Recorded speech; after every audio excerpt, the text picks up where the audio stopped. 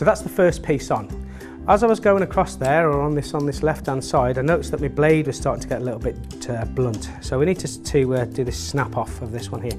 Again, these blades, I really like using these for wallpapering. And you can see, if I snap one of these off, it's going to give me a very, very fine point again. Okay, so let's just do this on from a health and safety point of view, and I'll show you how to do it.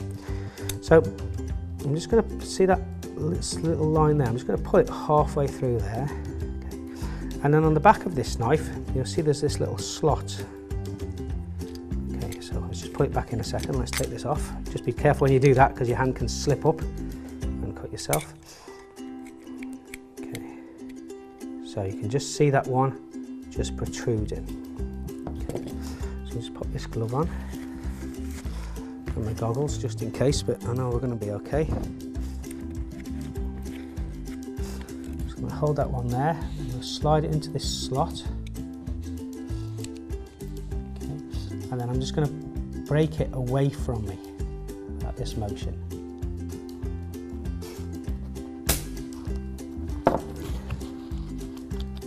Okay. So that now gives me a nice clean point. Now, to actually change the blade in these, okay, once you come to the very end, okay, so you press your finger down on this. Again, just be very, very careful. Take this one out. And these come in these protective packaging. And just slide one out. Again, I've never cut myself on one of these. I've never seen a student cut themselves on one of these either.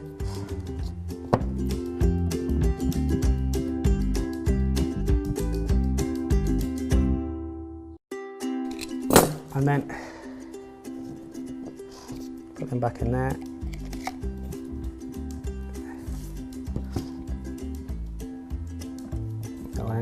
And also the piece that we cut off, we're going to put that in there as well. Okay, and then once we've used all those up, we can then dispose of them again responsibly. I think the worst thing you could ever do is leave these lying around for children or babies to pick up. Doesn't even bear thinking about. Okay. Right, let's get this second piece of paper on. Okay, this is the easy one. Right, dead simple. Again, I've got it by the top, holding it tight. I'm in control of this paper. I don't need anything else in my hand, okay? Just what I've got here. I've got all my tools ready. I've got my knife, I've got my corking board.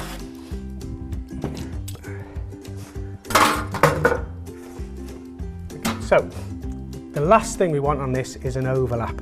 Okay, we've got to leave like a 2mm gap, okay, or 1mm gap. Okay, but the last thing we want is an overlap. Okay, because that will show through your finished piece of paper. So just pull this one out,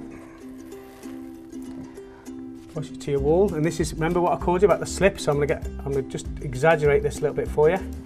Put it on the wall with my overlap there. I'm just going to slide it upwards.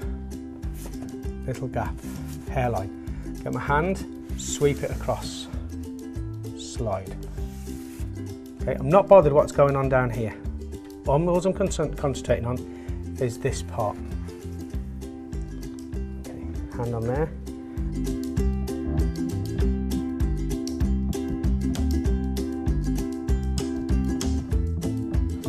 Okay, so all that now is all nice and straight, and then we've just got to brush this area out at the bottom. So again, with our paper hanging brush,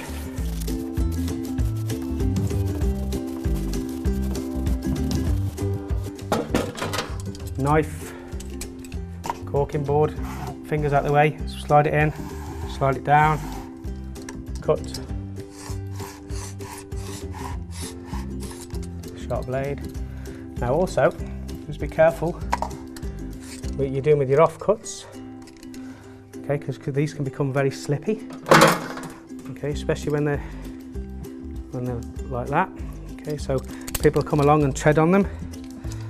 Okay, and again, there's loads of slips and trips in construction, so again, make sure you put these in the bin straight away. Then this part, just run this one out. Again, I'm keeping the blade nice and low, just no snagging.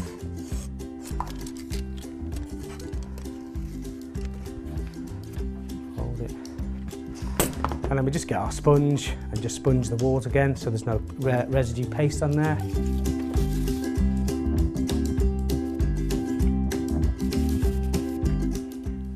So that's the second one on. Now the third one, this is where I'm going to make all the mistakes so you can see where you're going wrong and how to correct them. Right, so this piece, I'm going to try and make some mistakes on it. I haven't let it soak. Okay, we're just going straight on with it. So let's just have a look. These are some of the common problems that people come across, or mistakes. Again, they've got it flapping around. Okay, I've got different types of fold in there, they're not even. Okay, I've pasted it so I've got misses on it. Okay. And then you've got these DIY books. They'll say get your brush straight away and start brushing out. Again, it just makes it awkward unless you've got one of those pockets. Okay. Oh, lovely. Right, so again, if you're brushing out like this, okay, and you've got like a bubble there, which is easy to get, okay, and then people come along. Okay, you can see that gap now that we've created because it wasn't straight. And then this is probably the worst one.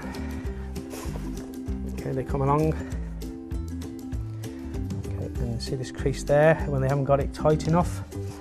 Okay, and they get their brush then. And they create this crease. Okay, amount of times I've seen that in wallpaper. Okay, now that piece of paper is now spoilt. Okay, so it doesn't matter what I do with that, there's nothing I can do. Again, here the gap's too big. Okay, because I didn't start at the very end, I didn't get it straight. Okay, so people trying to brush it out in the beginning, there's no point, you just need to sweep it across with your hands. Okay, so I've got areas where it's not stuck properly. Here where I've got a miss. Okay, and then if we wait for a few minutes, this should then get these elongated bubbles in them where the paper's grown on the wall. Okay, so we'll come back to that in a couple of minutes and we'll see if it's there or not. So as you can see, it's been about 5-10 minutes now, and you can see we've got quite a few bubbles that have appeared. And again, this is just a direct result of it not letting us soak. So these bubbles that I was talking about, these will never go. Same with there. Okay, I think that's more of a miss than a bubble. Bubble there. Another few appearing here. Obviously this crease that we talked about, and then we've got one of these really elongated bubbles here that I was talking about. Okay, so the paper's sort of grown, it's pushed on itself, and obviously it's no use. So we'll take this one off, put the rest two on, and then we'll take it from there.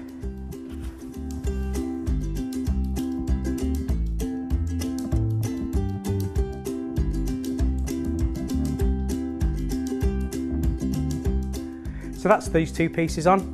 I've got a slight overlap here. I think if it was any bigger, I'd probably cut it on the table so it fit a little bit better to the wall before we actually trimmed it up neat to the skirting board. But again, I can show you how to do that on another video. So now I'm just going to cut the ends off, cut it really neat against the skirting board, and then just wipe all that down, and then this will be finished.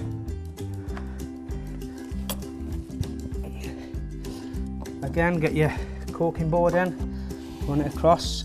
If I hadn't taken these corners off, it'd start ripping it now.